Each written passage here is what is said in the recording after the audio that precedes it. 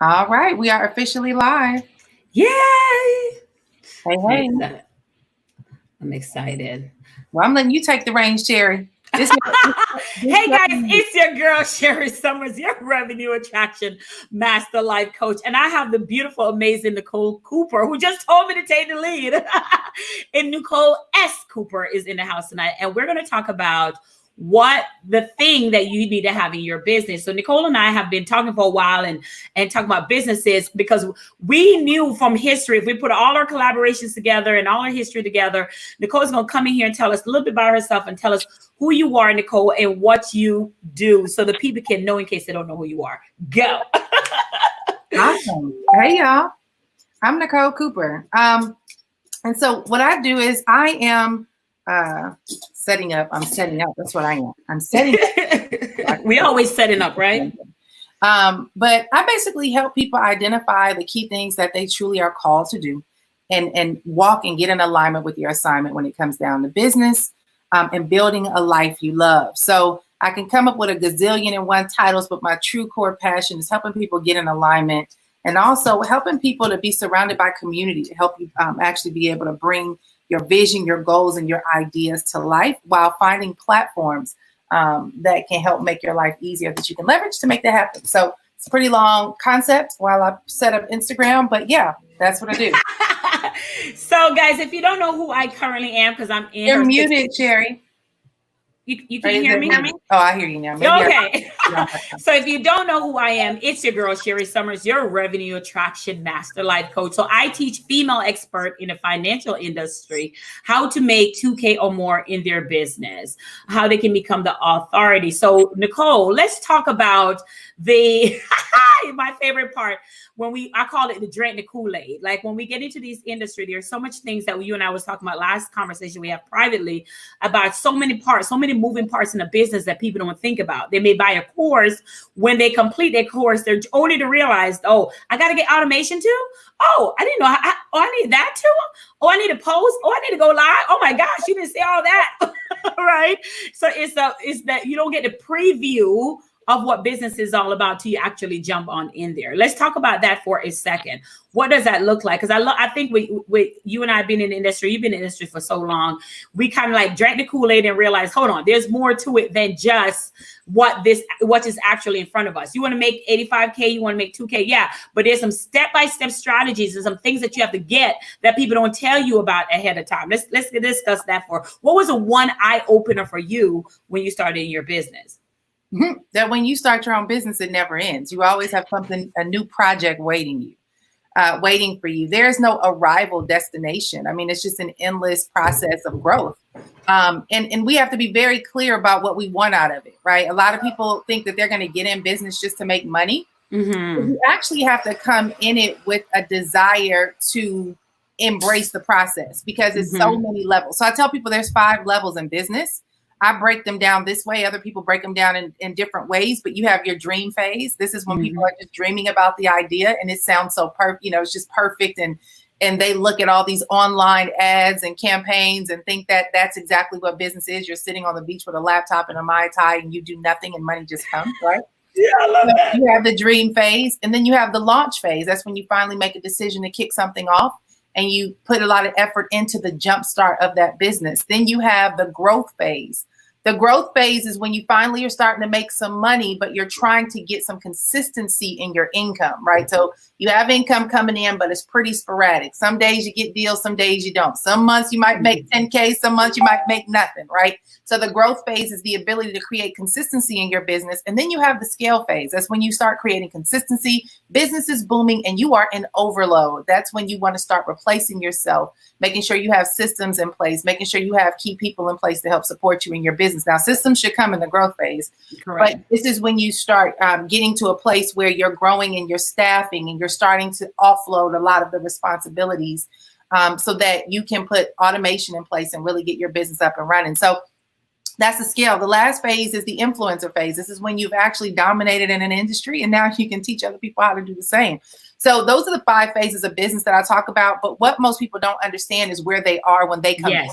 So people come in, they come in the launch phase, but you're doing stuff in the scale phase. You want a brand and you want 20 million followers and you're trying to throw money at ads and you don't even know what your message is. You don't know who your target market is. You don't know what you're supposed to be focusing on. You don't know any of those things.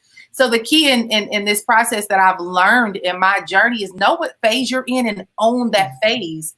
And be honest about where you are in your own journey in business. It's a pretty long answer, but that's what I've learned.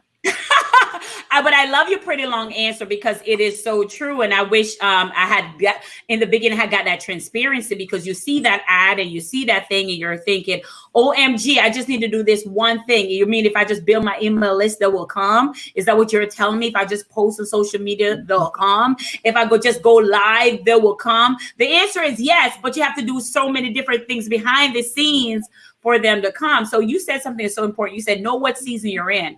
I said, master the level that you're currently at, like master it. Like you shouldn't be talking about scaling if you can't even pay off your personal bills with your current business. And another thing too is, let's be clear, what are we chasing in our business? So what I mean by that is, what is your end goal? Like my end goal for success is to be able to control, have a freedom lifestyle, to be able to go and come, move around as I please, have time for my family. So what does that mean? That means how much money does it take for me to be able to do that thing? Right. Yeah. So when this one person may be chasing 100,000, 800,000, but for me, all I want is the control of being able to wake up today and say, my bills are paid and I have time to spend with my son. So success looks different for everyone because you're in business to have that one goal. So when you're in the phase of not scaling because you haven't made the revenue yet to be able to have that success goal that you're in, I think the people who are in our industry, and Nicole, the reason I'm going further towards this is because we have 3 million people that file for unemployment right now. So in that capacity of 3 million people that file for unemployment, I wanted to get a good picture of what entrepreneurship 3 million or 30 is 33 million. 33 million. Ooh, got me shaking in my bones. It's 33 million. 33 million. And of those 33 millions, what I think for me, what does it is, as I was scaling my main business as a coach, right? I also had other revenue streams that was coming in on the side. So let's talk about how do we still make money and pay our bills while having our main business. Because some of the times people say, Sherri, I don't want to work for anyone, but I want to schedule and one of this, but they want to make the income because business take a while to grow, right? So what would you say, and how does that look like for you in having the different revenue streams so they're able to scale and make money while the current business that they're working on grows? Because it's not just one revenue streams. I love that. That's such a good question. So I tell people there's 3 types of income, okay? You have your active income, you have your leveraged income, and you have your passive income. Your active income is the most important income. Active income is what you do today that will make sure that you have an income to cover your household bills. So active income is categorized as your job. It might be categorized, it's your main source of focus to ensure that you are covered financially. Leveraged income is kind of a secondary, and then passive income is dreamy, but it takes a while to get there. What most people don't understand is the ability to be positioned financially where you're not in desperation mode before you go pursue another income stream. What I've seen over the years is that people are pursuing the idea and potential of a thing, sacrificing what's secure, because they assume that once they jump into something new that it's going to replace that. And that's not the smart thing to do. Because at the end of the day, you work from 2 sources of energy. You either work from a place of inspiration or desperation. And if you cannot afford to pay your bills, you're working from a place of desperation, and then you make dumb decisions when you're desperate. You are making decisions that are very short-term, temporary, that have nothing to do with long-term benefits. It's just a right now hustle and grind.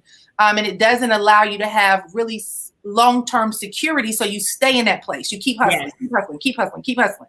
So what I tell people is always make sure you got active income. Do what you got to do to secure your income. And the issue with that is most people get into the entrepreneurial space and they're ashamed to say they have a job because people are shamers. They will shame you and they will make you feel stupid about keeping a job. But let me tell you something. At the end of the day, I don't care how many hustles you got.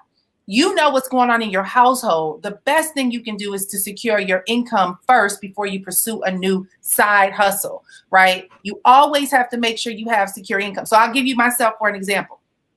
I probably have, I don't know, 40, 50 different ways that I can make money, right? Money might come in from all these little knick-knack things, right? But they're little knick-knack things that are unpredictable income. It's an offer over here, a program over here, a course over here. Maybe a coaching student will show up. Maybe, whatever. It's all these little knick-knack things, but I secure my income with my agency that I know I have actual clients and customers with, where it is my job.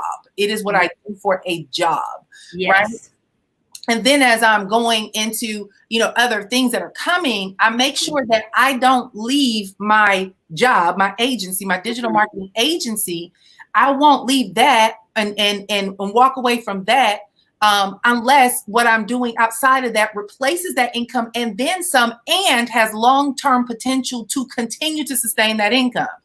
So a lot of people are chasing all these different things, but here's what I've learned, because I'm the chaser, right? I'm the person with the 50 ideas that will do 50 different things. You're the creator. I call you the creator. We are visionaries, and we can see this shiny object and that shiny object and that shiny. And we're like, oh my God, I can make them all work. You have such a great optimism about doing all the things.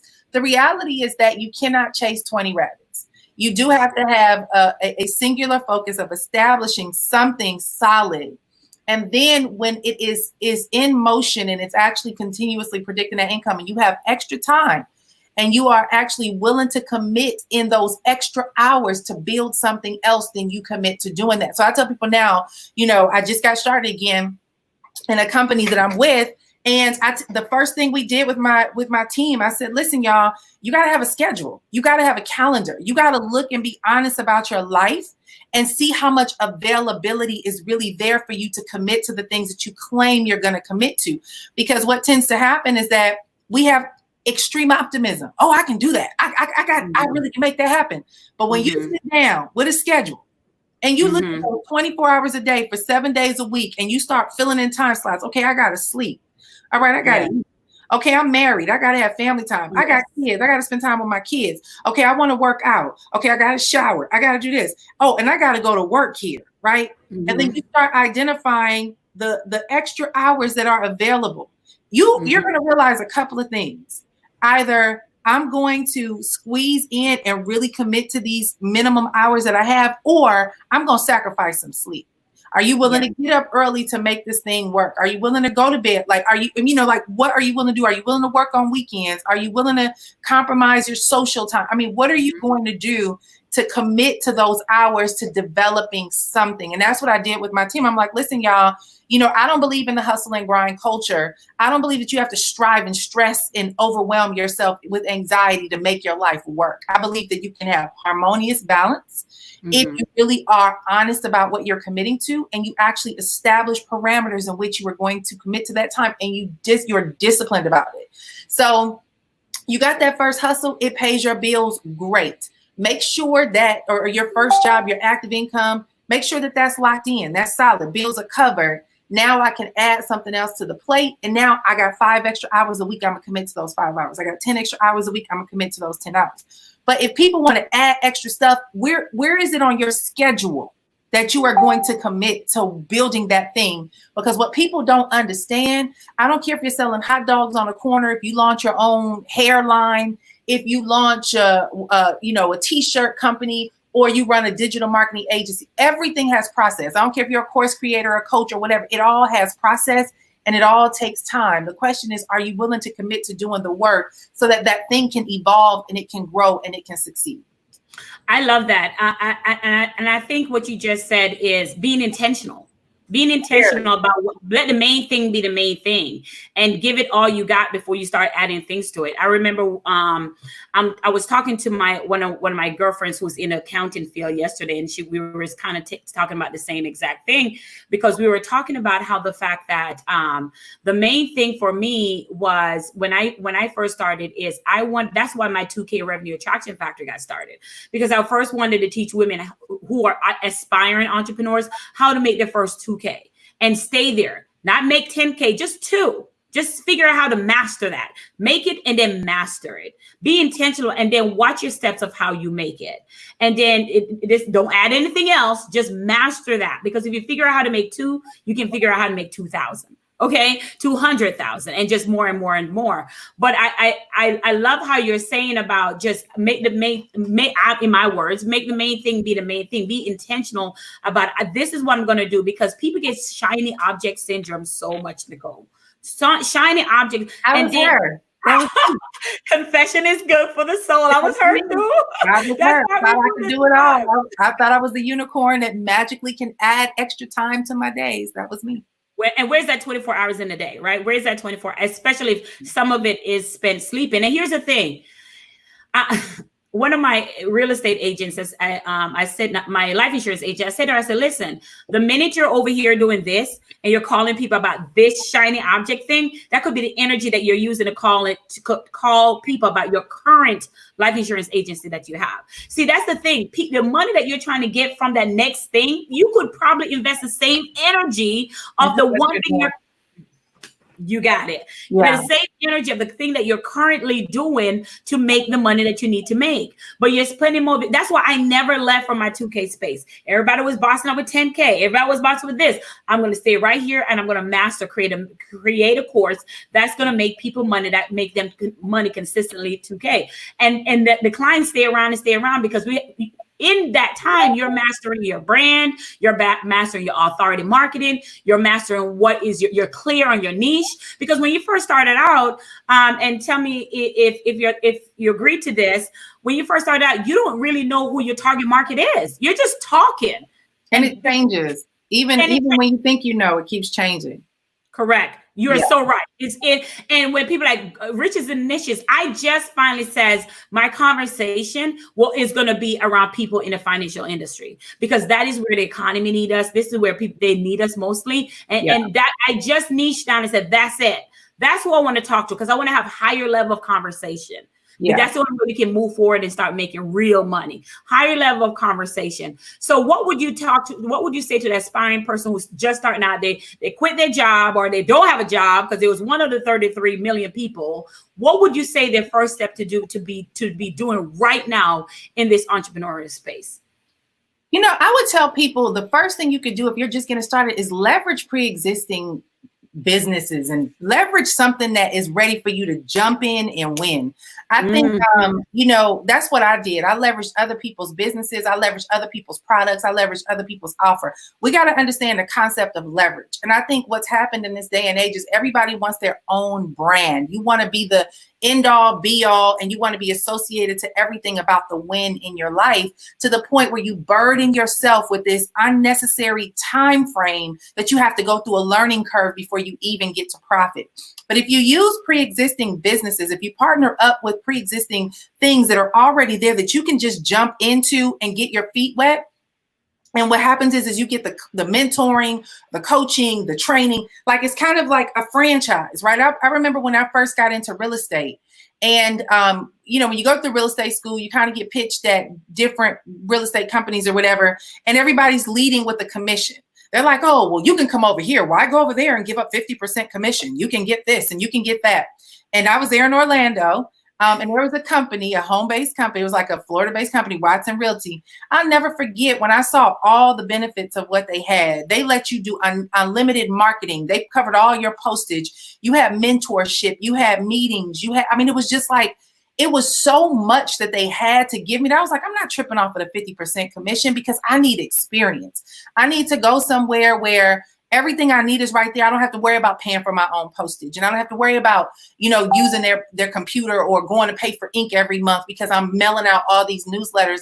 And it was the best investment I ever did. I learned so much. They had a library filled with resources. I just slid right on in there to an established company, and I learned the ropes from those who had already had success. And I've learned to do the same thing in business. It's like, I don't have to be the CEO. I don't have to be, on my picture plastered on every cover of every banner I don't need that. I need to be able to do what I do well. My strengths is training, teaching, and sales. I need to do what I do well and let all that other stuff be covered, because what I've learned over the past couple of years of building my own company is that a lot of times we're so caught up in, building the business that we never get to go out and get business. And if you are not able to produce money on a daily basis while you're building your brand and while you're coming up with your colors and while you putting your logo and while you're building your website, while you're doing your photo shoot, it's like, look, y'all, that stuff don't matter. What matters is, can you give to your client? Can you actually, are you able to service your audience well? And if you use somebody else's platform to make that happen, then so be it. It's all good to leverage other people's existing platforms. I just came back into doing that. Baby, please, I'm skyrocketing on this side of town. Like, I don't have to worry about COVID. a lot of stuff. It feels so good. It feels so good to leverage and not have to worry about that.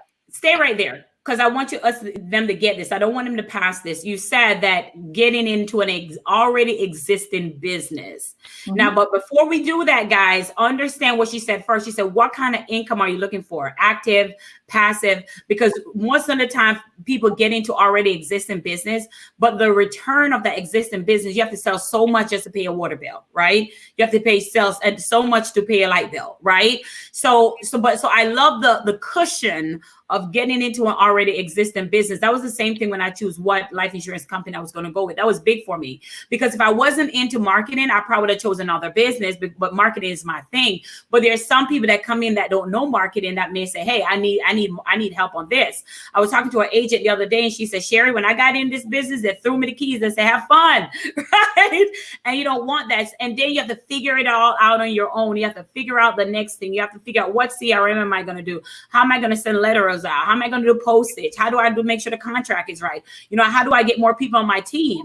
And to me, I like businesses Nicole, where I am in my life is creating a community business. I think you're saying the same thing too, is having a business where it's not just you, it's us. Like it's us. We are partners. Even in my coaching program, my clients are now like my partners, because we come into this thing together. You know something that I don't know. Yeah. I became their clients. They came with me as a coach, but I now became their clients in their field. So I think if you're in this business or you're looking to go in this business, y'all, I hope you're getting this. I hope you're sharing this broadcast, because this is so good. It's leveraging already existing businesses so you can move further to the money. Because at the end of the day, you need the money to pay your personal bills or pay whatever you need to pay. So leverage those already existing business where there are times clients cancel, there are times clients don't pay. So I have businesses in place where you don't have to look for this paperwork. You have to look, there's somebody has already made money in that industry before, and all you have to do is come along and complement what somebody else has already been doing. That is so good. And I just didn't want to miss that, because we don't have to do that bootstrap thing from the ground that we're like we did in the beginning, and not everybody have that strong hustle like we do. That not everybody have grind.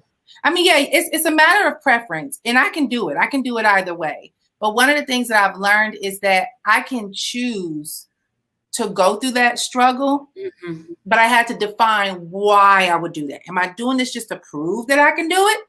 Or am I doing it because I have to do it? I don't have to do that. And I chose not to do that any longer. And I'll just say this really quickly before we wrap up. But one of the things that made me realize that it was best for me to come back into a pre-existing business was that as a coach and as a business consultant and working with a lot of new entrepreneurs, what I realized is that when you get started in business, it's always more steps that you have to take. There's always more help you're going to need, in essence. So you and I talked about this all the time. I find myself coaching people, and they would come to me and they would, talk about what their goals, their visions were. I want to launch this business. Okay, cool.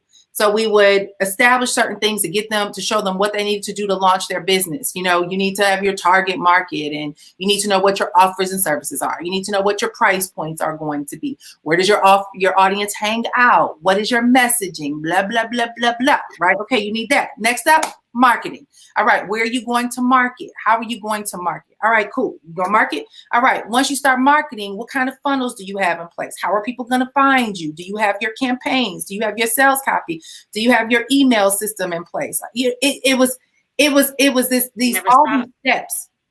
But what I discovered is it's overwhelming for most people. I learned it. because I did it back in 2007 in the last. I learned it because I had to learn it. And it's timing too, but we were in the last recession. I had nothing but time on my hands. I was a pregnant woman who had to make this work. So the timing is different. People's ability to sit through a learning curve is different. And I just found myself going through and adding more services to my programs, trying to accommodate the next step for people. And reality is what I really wanted to do was see people actually get to the result, be able to get the financial means. But I've also learned that it's not about what you accomplish as much as it is about who you become in the road to what you desire. So I fell in love more with the personal development process of becoming and being able to coach people to get the result through their personal transformation versus teaching you the how-tos of every single step. I don't want to teach you how to build a sales funnel. I don't want to teach you how to write an email. I don't want to do all that.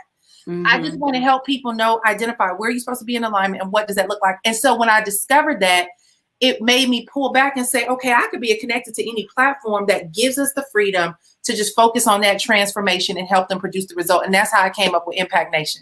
I was like, oh, I just want to focus on the transformation. I don't really want to have to focus on every how-to that it takes to get to your success. And it's just a big revelation for me, and it actually transformed my life. Like, I was like, hallelujah, I don't have to learn no more software and tools. I'm laughing because I call that, I just want to kiss the baby. You said that the other day. Yeah, you said me kiss the baby. I just want to kiss the baby. Give me a live video and I can chat. That's all. That's all. That's it. When your jam is. And for you, that may not be a jam. You know, I was talking to Z, shout out to Zenobia, and she's a geek. She loves behind the scenes. She loves, everybody has your space. So find your lane and master it. What I'm hearing from you is telling them to find your lane and master it. If your lane is marketing, if your lane is whatever your financial expertise, whatever your lane is, and master it, and then outsource the parts that's not you. So because here's the thing, the front end, what bring the traffic, the lead in, that's what gets you the money anyway. Your more offers you make is a direct connection to how much money you make. So if you're too busy trying to create sales funnels and pitches, then you're not going to be able to be at the front end to talk to the people, to get to the people, to create transformation. And that has always been my thing. I'm just using the same lead magnet forever. Yeah. If it works, if it's not broken, why fix it, right? Yeah. But we have to wrap up here because I got to hop on a call. But I will say this is good conversation. I mean, I really wanted to. We talked about this last week. We had this conversation. She was like, "We need to do this public." I'm like, "Let's do it. Let's hop on and let's have this conversation." But I want to close out with this, especially for all of you guys that are watching. You know, one of the most important things that you can do is really ask yourself what works best for you and get in alignment with where you feel you should be. Don't be moved by the peer pressure, the social media peer pressure of what appears to be these grandiose things, because you can actually build your own prison in as an entrepreneur. Ooh, say that again. Yeah, you can build your own prison. I had one. I just set myself free. So make sure that you guys really are getting in alignment with where you want to be. Find the people that you really identify with that set your soul on fire. When they speak, it speaks to you, and figure out a way to get in alignment with those people. Because another great thing we have to learn is, y'all, it takes a tribe. It takes a community to really emerge and evolve in these businesses. You need people. Like this arrogant space, I don't do that. The superstar syndrome, I don't do that. I believe we all need each other. And when you get in a community that can help support you in that process, you'll set yourself free in so many different levels. So, Sherri, I want to thank you for this interview. This was awesome. I had a great time. Before you go really fast, can you tell us about Impact Nations and how they can reach out? People can reach out to you. DM me. We'll be rolling it out soon. Okay, awesome. Hey guys, it's always a pleasure talking to the beautiful Nicole S. Cooper is in the house. So we definitely have to do it again. I saw your comments coming in.